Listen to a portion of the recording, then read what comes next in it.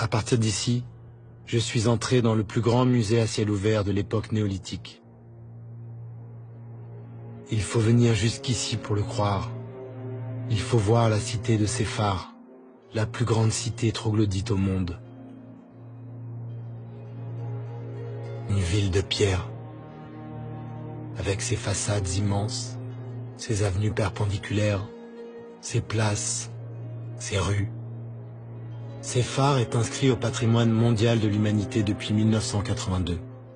Mais ce n'est pas pour cette extraordinaire création du vent, c'est pour ce qui est caché ici.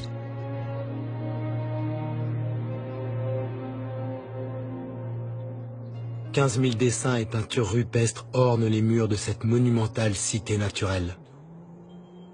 Séphar du Tahsil Nadjer est un des plus vastes ensembles d'art rupestre préhistorique au monde.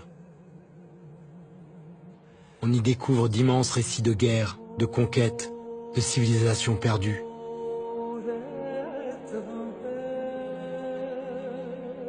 On découvre aussi combien ce désert n'a pas toujours été aride.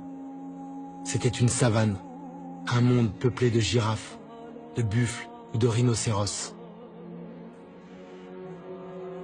15 000 œuvres qui racontent 6 000 ans de changement du climat, de migration de la faune et d'évolution de la vie humaine aux confins du Sahara, comme un grand livre du désert.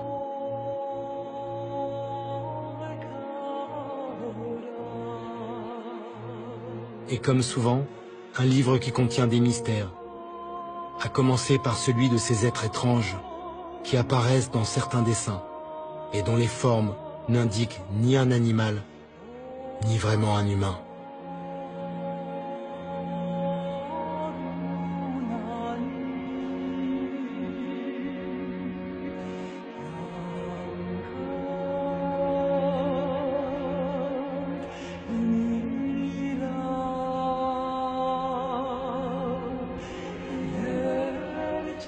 Rares sont les voyageurs qui s'aventurent au-delà de la cité de Séphar.